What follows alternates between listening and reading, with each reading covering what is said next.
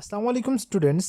अच्छा स्टूडेंट्स, आज की वीडियो के अंदर आप लोगों के साथ पाकिस्तान नेवी का ऑफिशियल पेपर, जो पाकिस्तान नेवी वाले आप लोगों का जिस तरह पेपर कंडक्ट करते हैं उसी तरह एग्जैक्ट ऑफिशियल पेपर आज की वीडियो में आपके साथ मैं डिस्कस करने वाला हूं।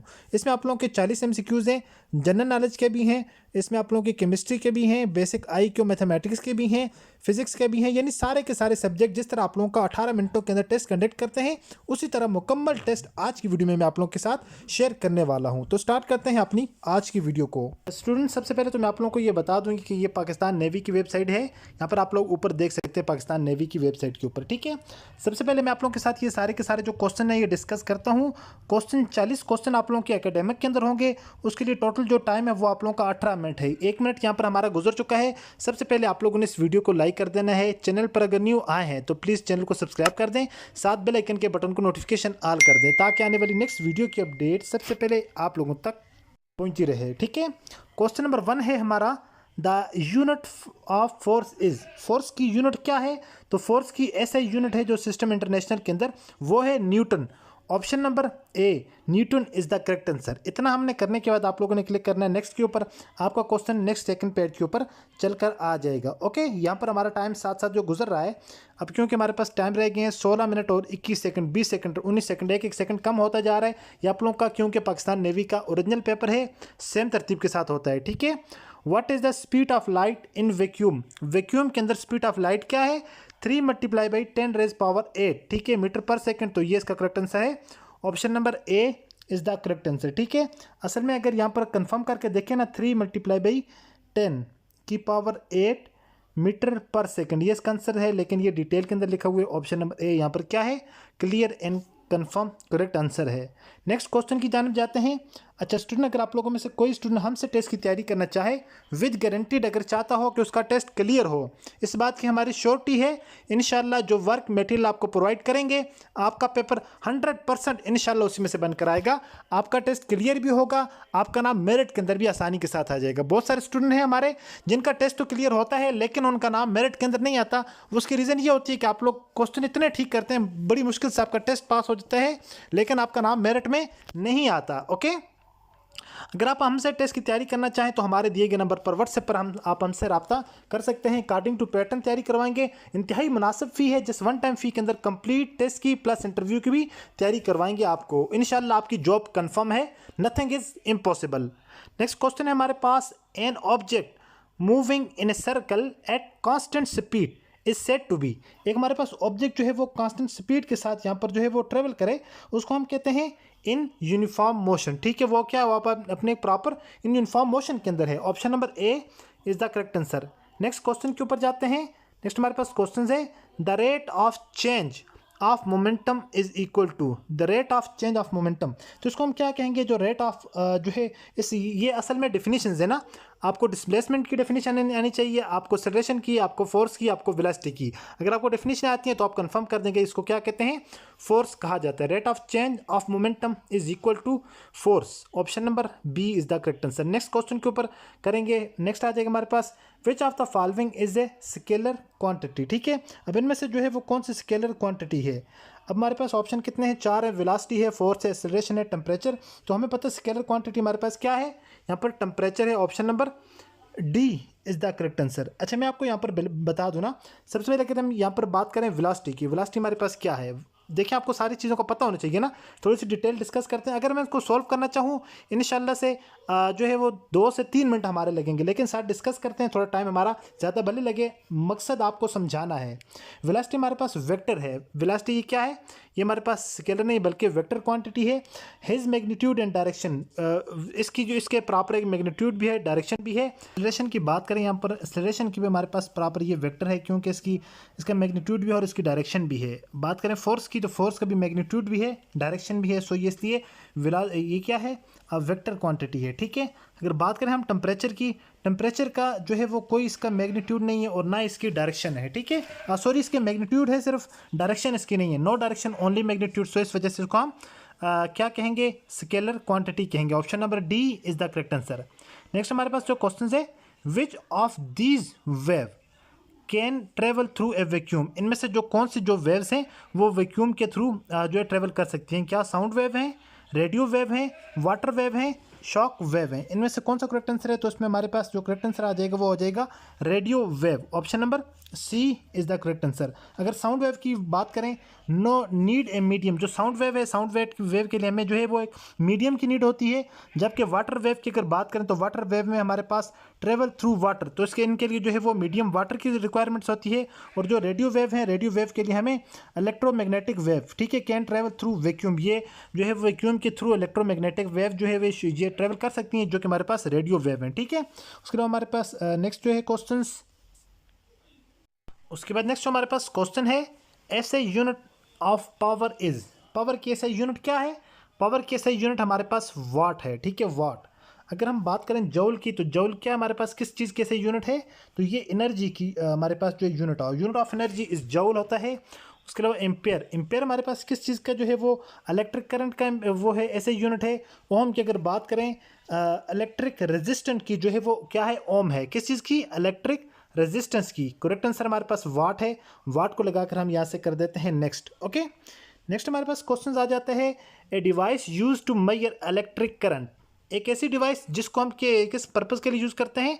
इलेक्ट्रिक करंट को मेजर करने के लिए। तो उसको हम क्या कहते हैं? उसको हम एमीटर कहते हैं। एमीटर के साथ हम इलेक्ट्रिक करंट मेजर करते हैं। ठीक है, उसके अलावा वोल्ट मीटर के साथ वोल्टेज मेजर करते हैं। क्या चीज़? वोल्ट मीटर किसके लिए यूज़ करते हैं?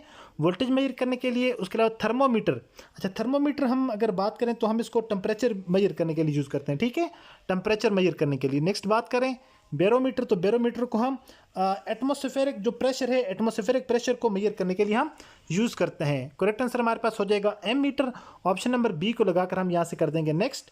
नेक्स्ट हमारे पास जो क्वेश्चन आ जाएगा, क्वेश्चन हमारे पास है, in which medium does sound travel fast. इनमें से कौन सा एक ऐसा मीडियम है जिसमें से जो साउंड का कह रहे कि बहुत ज़्यादा स्पीड के साथ ट्रेवल करता है? सबसे अगर तेज़ की बात करें, सबसे ज़्यादा जो स्टील में होता है। ठीक है, आप लोग कहेंगे सर एयर में होता है, एयर में कम होता है। ठीक है, वो क्यों? मैं आपको रीज़न बताता हूँ। अगर सबसे यहाँ पर करेक्ट आंसर वैक्यूम में सबसे पहले बात करें अगर वैक्यूम, तो वैक्यूम जो है उसमें कोई जो है वो आवाज़ साउंड ट्रेवल नहीं करता। No sound travel in vacuum. Second number के ऊपर बात करें, अगर हम यहाँ पर सेकंड नंबर के ऊपर प्रायोरिटी आती है वाटर की ना। वाटर की अगर बात करें, फास्टर यहाँ पर जो है एयर के अंदर स्लो मूव करती है आवाज़। क्या करती है? स्लो मूव करती है। वाटर के अंदर थोड़ी सी तेज़। ठीक है, फास्टर देन एयर, एयर से थोड़ा सा ज़्यादा मूव करती है। स्टील क्योंकि इसकी जो है much faster bath air water and vacuum. Vacuum में कोई नहीं है और वाटर और एयर से इसमें ज़्यादा है। ज़्यादा होने की वजह ये है, सॉलिड ट्रांसमिटेड साउंड बेस्ट, जो इसमें सॉलिड जो ट्रांसमिट है ये बेस्ट सॉलिड को जो साउंड को है ट्रेवल करने में हेल्प करता है। सो steel is the correct answer. Next हमारे पास क्वेश्चन आ गया है, वो है the phenomena of splitting of light into its constituent colour is called. अच्छा, एक ऐसा फिनोमेना जिसमें जो कलर है वो डिफरेंट जो है वो अपने डिफरेंट कलर के अंदर जो स्प्लिट होता है, मीन के तोड़ता है, उसको क्या कहा जाता है? उसको डिस्पर्शन कहा जाता है। ठीक है, उसके बाद सबसे पहले हमारे पास है रिफ्लेक्शन। अब रिफ्लेक्शन क्या होता है? रिफ्लेक्शन कहा जाता है bounce back of light, light का बाउंस बैक हो जाना, वापस हो जाना, बैक हो जाना। उसके बाद हमारे पास सेकंड है रिफ्रैक्शन। रिफ्रैक्शन का मतलब ये होता है कि बेंडिंग ऑफ लाइट। ठीक है, बेंडिंग ऑफ लाइट, रिफ्रैक्शन, देखें फ़र्क देखें। पहले हमारे पास है रिफ्लेक्शन, रिफ्लेक्ट हो जाना, लाइट की एक जगह पर आकर गिरना, यहाँ से वापस बैक चले जाना। दूसरा हमारे पास है रिफ्रैक्शन। रिफ्रैक्शन में अब क्या होता है? रिफ्रैक्शन में जब लाइट आती है, फॉर एग्जांपल ये गिलास का अराउंड इधर उधर जो है वो क्या हो जाना? सेपरेट हो जाना, उसको हम डायफ्रैक्शन कहते हैं। ठीक है, फैल जाना। फॉर एग्जांपल हमारा टारगेट ये इधर लगा रहे हैं, इस सारी साइड के ऊपर जा रही है, तो ये क्या होगी? ये डायफ्रैक्शन होगी। सो करेक्ट आंसर हमारे पास यहाँ पर डिस्पर्जन है। डिस्पर्जन का मतलब लाइट को जो है वो कलर जो है डिफरेंट कलर के अंदर तोड़ना। तो हमारे पास जो नेक्स्ट क्वेश्चन है, नेक्स्ट क्वेश्चन की जानिब हम आते हैं। वो हमारे पास है 2x + 5 = 1 2x + 5 = 1 2। अच्छा, ये स्टूडेंट ये जो सारी की सारी इक्वेशंस है ना, इसको अगर आप लोग प्रॉपर तरतीब से करके लिखेंगे हम लोग, तो ये हमारे पास बन जाएगा 2x + 5 2x + 5 = 11। ये हमारे पास ये बन रही है। ठीक है, तो ये प्रॉपर जो है वो प्रॉपर तरतीब के अंदर नहीं है। प्रॉपर तरतीब के अंदर करेंगे तो उसको ये इस पैटर्न के साथ आ जाएगी। ये दोनों एक ही बात है। ठीक है, शॉर्ट फॉर्म अंदर हमने इसको करके लिखा है। अब सबसे पहले क्या करना है, यहाँ से इस 5 को दूसरी साइड लेके चले जाना है। पीछे हमारे पास यहाँ पर रह जाएगा 2x रह जाएगा = 11। यहाँ पर +5 है, दूसरी साइड चला जाएगा -5 हो जाएगी। ठीक है, यहाँ पर हमारे पास 2x इधर ही है, 11 में से हमने 5 निकाले तो हमारे पास पीछे बच के 6। 2x इज इक्वल टू 6 बच गए। ठीक है, अब यहाँ पर क्या करेंगे, यहाँ पर इसको भी 2 के साथ डिवाइड करेंगे, इसको भी 2 के साथ डिवाइड करेंगे। 2 1 ज़ार 2, यहाँ पर 2 1 ज़ार 2, 3 2 ज़ार 6। तो हमारे पास क्या बच गया, एक्स की हमारे पास वैल्यू क्या आ गई, एक्स इक्वल टू 3। एक्स की हमारे पास 3 यहाँ पर वैल्यू आ गई है, x equal to 3। So option number B is the correct answer. Next हमारे पास क्वेश्चन है द स्क्वायर रूट ऑफ 256। 256 का स्क्वायर रूट हमारे पास क्या है, अगर हम यहाँ पर 16 मल्टीप्लाई बाई 16 करें हमारे पास यह आ जाएगा 256, यानी कि 256 जो है वो किसका स्क्वायर रूट है, 16 का स्क्वायर रूट है। अब आप लोग इसको किस तरह से फाइंड आउट कर सकते हैं, इसको फाइंड आउट करने के लिए आप लोगों ने इमीडिएटली तौर पर अगर फाइंड करना हो 256, तो आप लोग इसका क्या कर लेंगे, इस तरह से यूज ऑफ फैक्टर ले लेंगे। ठीक है, ये इसको 2 के साथ करेंगे, 1 2 ज़ार 2, यहाँ पर हमारे पास 2 2 ज़ार 4, यहाँ पर हमारे पास बन जाएगा 8 दूने 16। उसके बाद हमारे पास 2 6 दूने 12, 4 दूने 8, फिर उसके बाद 2 3 दूने 6, 2 दूने 4, उसके बाद 2 16 दूने 32, उसके बाद हमारे पास 2, फिर 8 दूने 16, उसके बाद हमारे पास 2, फिर 4 दूने 8, फिर उसके बाद हमारे पास 2, फिर हमारे पास क्या बन जाएगा 2 दूने 4। अब देखें 1 2 3 4 5 6 7 8, 8 दूने, यहाँ पर हमारे सबको आपस में जमा कर देना है हमने। ठीक है, क्या करना है, कितने मरतबा 8 टाइम है ना, 1 2 3 4 5 फॉर एग्जांपल 8 टाइम। ठीक है, कितने टाइम, 8 टाइम। अब देखें 2 4 6 8 10 12 14 16 18 16। ठीक है, अगर हम 8 टाइम हमारे पास होंगे, 8 को 2 के साथ मल्टीप्लाई करके हमारे पास क्या आ जाएगा 16 आ जाएगा। ये इसका शॉर्टकट मेथड है स्क्वायर रूट फाइंड आउट करने का। तो हमारे पास 8 आ जाएगा, 8 दूने 16। So option number C is the correct answer. Next question है if x square is equal to 49, x square is equal to, अच्छा स्टूडेंट यहाँ पर जो कुछ क्वेश्चन लिखे हुए हैं ना, ये ऊपर नीचे करके तरतीब के साथ ऊपर नीचे बार बार रिपीट हुए हैं। ये क्वेश्चन लिखने में इस तरह आते हैं। ठीक है, बाकी इसके जो प्रॉपर जो क्वेश्चन है ये इतना मुश्किल नहीं है, बिल्कुल इजी क्वेश्चन है। ये लिखने में जो प्रॉपर क्वेश्चन ये इस तरह। ठीक है, मतलब एक्स का स्क्वायर इज इक्वल टू क्या आ रहा है, 49 आ रहा है। एक्स का स्क्वायर इज इक्वल टू 49, तो इसको सॉल्व हम किस तरह से करेंगे, तो हमें पता है एक्स इज इक्वल टू, अगर हम इसका स्क्वायर रूट खत्म करना है तो हम इसका भी अंडर रूट ले लेंगे, इसका भी हम अंडर रूट ले लेंगे। 49 का अंडर रूट हमारे पास 7 आ जाता है। तो अब हमारे पास एक्स की वैल्यू क्या आ जाएगी, एक्स की वैल्यू हमारे पास आ जाएगी 7। क्या आ जाएगी 7, इसका अंडर रूट को इसके अंडर रूट के साथ कैंसिल कर देंगे, x equal to 7, simple is that, x equal to 7 आ जाएगा। नेक्स्ट हमारे पास जो क्वेश्चन है the value of sine 90, sine 90 की हमारे पास वैल्यू क्या है, साइन 90 की value always is equal to 1।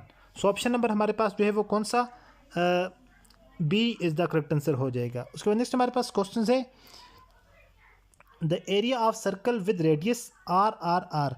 कह रहा है कि area of circle, area of circle हम लोगों ने करना है, फाइंड आउट करना है, जिसमें रेडियस कितने हैं, 3 रेडियस हैं। अब 3 रेडियस किसके बराबर हो जाएंगे, अगर हम 3 रेडियस की बात करें, हमारे पास जो एक रेडियस है वो हमारे पास हो जाएगा, एक रेडियस 1 रेडियस, एक सर्कल विद रेडियस, एक सर्कल है उसके कितने रेडियस हमने फाइंड आउट करने हैं, बराबर हो जाएगा सबसे पहले पाई के, pi into r into r into r, r cube, pi r cube हो जाएगा, मीन पाई उसके बाद आर क्यूब। तो यहाँ पर हमारे पास हो जाएगा, कौन सा ऑप्शन इसमें करेक्ट है डियर, मुझे यहाँ पर कुछ ऑप्शन गड़बड़ लग रहा है, लेकिन इसका जो करेक्ट आंसर होना था वो होना था पाई यहाँ पर आर का क्यूब, ये इसका करेक्ट आंसर यहाँ पर आ रहा है मेरे अकॉर्डिंग। ठीक है, क्योंकि जिस तरीके से हम जिस मेथड से क्वेश्चन सॉल्व करते हैं, तो यहाँ पर हमारे पास जो आ रहा है पाई आर पाई आर, तो इसमें हमारे पास मुझे कोई करेक्ट नहीं लग रहा है, लेकिन ऑप्शन नंबर डी हम यहाँ पर करेक्ट कंसिडर कर लेते हैं। नेक्स्ट क्वेश्चन है the slope of line parallel to the x axis. अच्छा स्टूडेंट, ऐसा नहीं है कि अब बात हम स्टूडेंट सोचते हैं कि शायद सर को भी नहीं आता, हम लोग इसको जो है कहीं से भी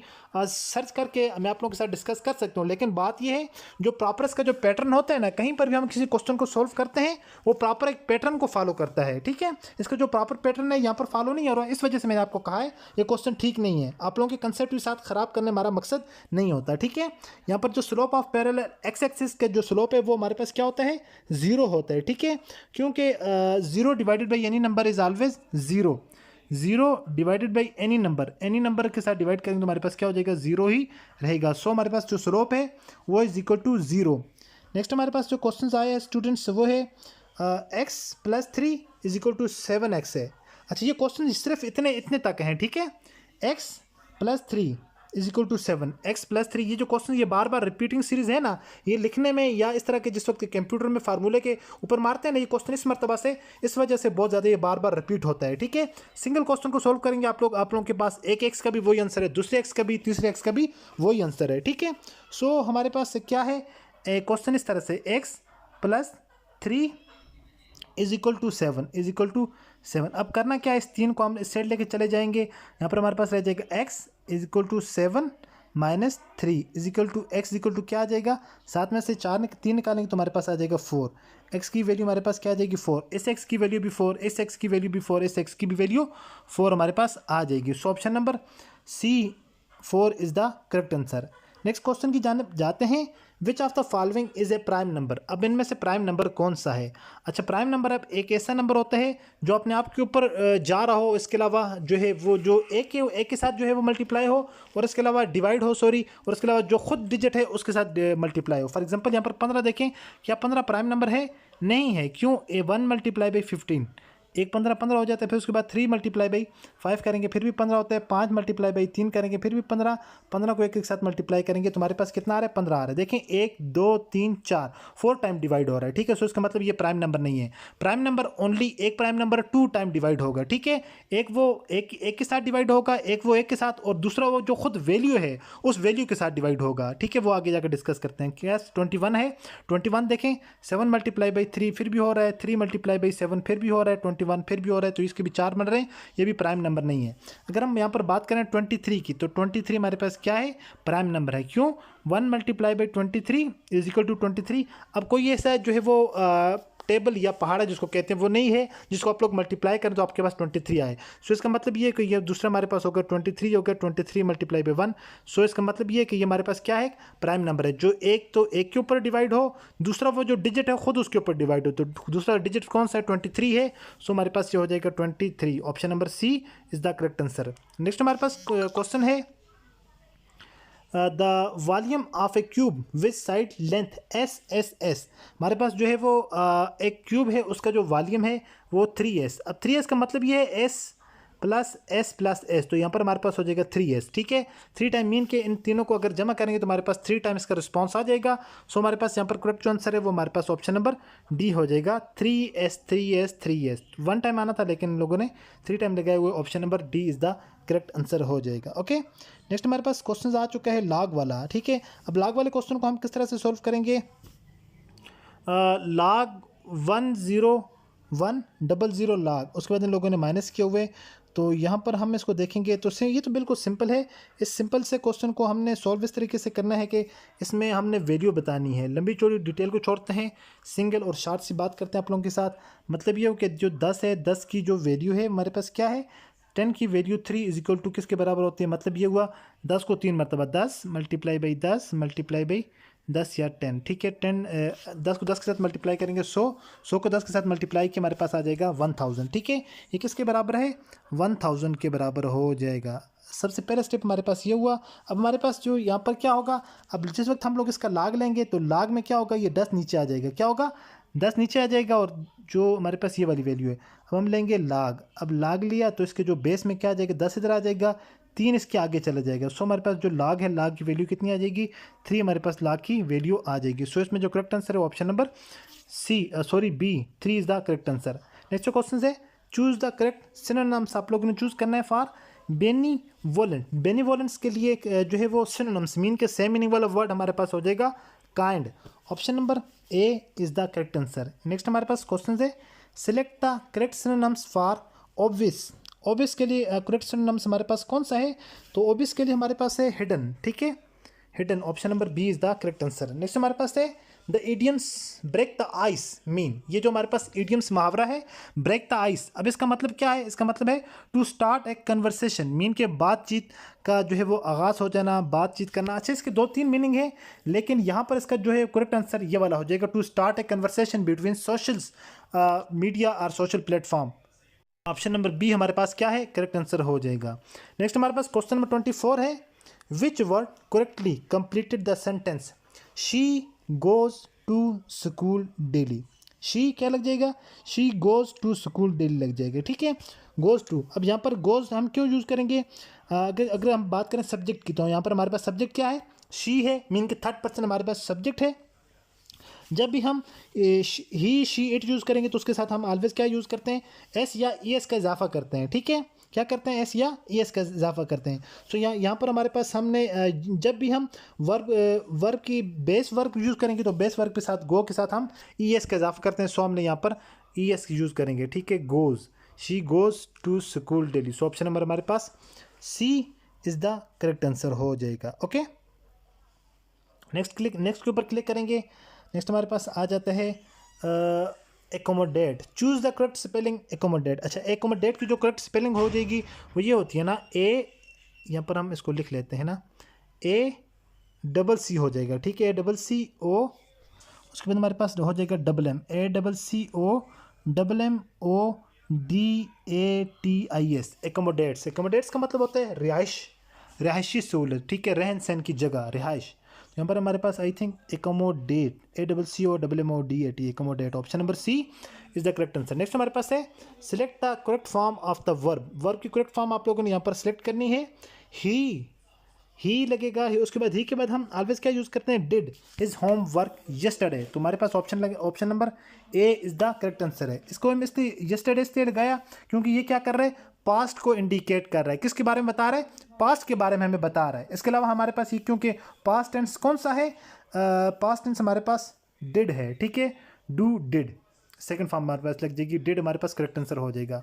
नेक्स्ट क्वेश्चन है identify the type of noun. यहाँ पर हमारे पास जो फ्रीडम, आज़ादी, अब फ्रीडम आज़ादी, हमारे पास जो है आज़ादी, ये कौन सा नाउन है। अब नाउन की टाइप्स हैं, abstract noun.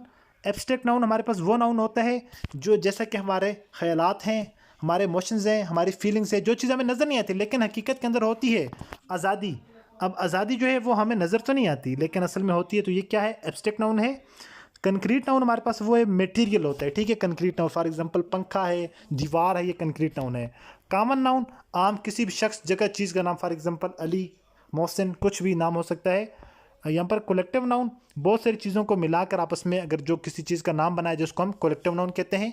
For example army, ठीक है। इसके अलावा हर डिफरेंट जो है वो भेड़ बकरियाँ वगैरह आपस में मिलती हैं तो बनाती हैं। इसके अलावा बहुत सारे पर्सन मिलते हैं, आर्मी बनाते हैं, बहुत सारी चीज़ें आपस में मिलकर कम्युनिटी बना देती है।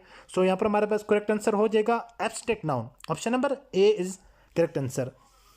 नेक्स्ट हमारे पास क्वेश्चन 28 है, choose the word closest in meaning. यहाँ पर हमारे पास closest in meaning, illuminate. Illuminate का मतलब ये होता है लाइट अप, ठीक है, क्या होता है, light up. Option number C is the correct answer है। नेक्स्ट क्वेश्चन, लाइट अप के ऊपर क्लिक करते हैं, नेक्स्ट क्वेश्चन की जानिब हम जाते हैं।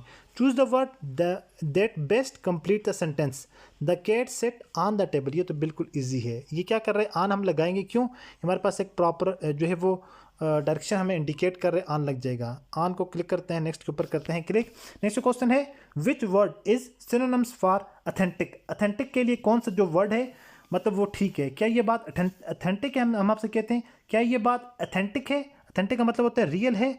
सो हमारे पास जो option number B, real is the correct answer. Next हमारे पास क्वेश्चन है national flower of Pakistan. Pakistan का नेशनल फ्लावर जो है वो कौन सा है, कौमी फूल कौन सा है, तो जासमीन जो है वो पाकिस्तान का नेशनल फ्लावर है, मीन के जो है वो कौमी फूल है, jasmine is the correct answer. Next question है who is known as the father of nuclear Pakistan nuclear program. Pakistan nuclear program के फादर किसे जाना जाता है, doctor Abdul Qadeer Khan. Option number A is the correct answer. Allama Iqbal को किस लिए जाना जाता है, लियाकत अली खान को, अयूब खान को। इन सारे के बारे में आपको लाजमी पता होना चाहिए अगर आप चाहते हैं कि आपके पेपर के अंदर अच्छे मार्क्स आप गेन कर सकें। नेक्स्ट क्वेश्चन है which is the largest continent by area. रकबे के लिहाज से इनमें से जो है कौन सा कॉन्टिनेंट, कॉन्टिनेंट का मतलब होता है बराज़म, ठीक है, कौन सा बराज़म सबसे बड़ा है रकबे के लिहाज से, तो रकबे के लिहाज से भी और ममालिक के लिहाज से भी एशिया, ठीक है, जिसके अंदर हम रहते हैं, पाकिस्तान है, चाइना है, भारत है, ठीक है, ये सारे के सारे इसी के अंदर आते हैं। आई थिंक इसमें 48 कंट्रीज़ हैं टोटल, 48 कंट्रीज़ को मिलाकर ये हमारा कॉन्टिनेंट बना है, कॉन्टिनेंट एशिया। तो ये वेरी वेरी इंपॉर्टेंट है। Option number B is the correct answer. Next के ऊपर क्लिक करते हैं, the currency of Saudi Arabia. Saudi Arabia की करेंसी क्या है, सऊदी अरेबिया की जो करेंसी हो जाएगी वो हो जाएगी riyal. Option number C is the correct answer. Next के ऊपर करते हैं click, Pakistan independence day celebrated on. Pakistan अपना जो है वो इंडिपेंडेंस डे कब मनाता है, इसके बारे में आपको पता होना चाहिए। 14 अगस्त को हम आज़ादी मनाते हैं, 23 अगस्त को हम क़रारदाद लाहौर मनाते हैं, 25 दिसंबर किस लिए मनाया जाता है, 6 सितंबर किस लिए मनाया जाता है। इन सारी की सारी जो इंपॉर्टेंट डेट्स हैं इनका आपको लाजमी से पता होना चाहिए, ठीक है, ये पेपर में आते हैं। सो यहाँ पर हमारे पास हो जाएगा 14 August is the correct answer. Next question है the founder of Pakistan was, Pakistan के फाउंडर कौन थे? तो कायद आज़म मोहम्मद अली जिन्ना पाकिस्तान के बानी पाकिस्तान को कहा जाता है कि पाकिस्तान के फाउंडर हैं। बाकी अगर बात करें लियाकत अली खान, तो लियाकत अली खान पाकिस्तान के पहले वज़ीर आज़म थे, ठीक है। इलामा इकबाल की बात करें तो शायर मशरक़ को आप जानते हैं। सर सैयद अहमद ख़ान ने जो है वो दो कौमी नज़रिया पेश किया था, ठीक है, जो कि पाकिस्तान की बेसिक बना या पाकिस्तान की बुनियाद जो है वही बना। उसमें नेक्स्ट हमारे पास क्वेश्चन है the largest desserts of Pakistan या इन पाकिस्तान, पाकिस्तान का सबसे बड़ा सहरा कौन सा है? तो सहराए थर जो है वो पाकिस्तान का सबसे बड़ा सहरा है। नेक्स्ट क्वेश्चन की अगर बात करें the highest mountain in Pakistan, Pakistan के अंदर पूछ रहे हैं कि पाकिस्तान की सबसे ऊंची पहाड़ी कौन सी है। ये वेरी वेरी इंपॉर्टेंट है, ये most of the time paper के अंदर रिपीट होता है, ठीक है। तो पाकिस्तान की सबसे हाईएस्ट जो है वो पीक कौन सी है? तो वो है K2 है, जिसकी हाइट जो कितनी है, अगर इसकी हाइट की थोड़ी बात करें 8611 मीटर है। 8000, जिसको हम डिस्कस कर लेते हैं थोड़ा सा, 8611 मीटर है। मीटर के अंदर अगर बात करें, फोटो के अंदर बात करें 28,251 फीट है। तो इसकी लोकेशन कहाँ है? Most of the time paper के अंदर ये आ जाती है इसकी लोकेशन कहाँ है। तो ये कराकरम रेंज इन गिलगित बल्तिस्तान पाकिस्तान, कराकरम रेंज इन गिलगित बल्तिस्तान पाकिस्तान। तो ये दुनिया की सेकंड नंबर की हाईएस्ट जो है वो क्या है? पीक है, ठीक है, दुनिया की सेकंड नंबर की, जबकि पाकिस्तान की पहले नंबर की बुलंद तरीन चोटी है। तो इसके रिलेटेड आप लोगों को लाजमी से पता होना चाहिए। नेक्स्ट अगर हम बात करें नेक्स्ट क्वेश्चन की, तो नेक्स्ट क्वेश्चन हमारे पास आ जाएगा Pakistan share its longest border with, Pakistan जो है अपना सबसे लंबा बॉर्डर किस मुल्क के साथ शेयर करता है? सबसे लंबा बॉर्डर पाकिस्तान और इंडिया के दरमियान है, ठीक है। अगर उसकी अप्रोक्सीमेटली जो लेंथ की बात करें जो वो है 3323 है, 33,323 किलोमीटर है, जो कि 2065 माइल्स बनता है। इसको लैंड बॉर्डर कहा जाता है और इसको लाइन ऑफ कंट्रोल कहा जाता है, LOC, जो कि कश्मीर के अंदर है, ठीक है। तो जोग्राफियाई लिहाज से भी ये बड़ी इंपॉर्टेंट है। उसके अलावा इसकी सिग्निफिकेंस भी है काफ़ी सारे। अगर बात करें अफ़गानिस्तान के साथ बॉर्डर की, किसके साथ?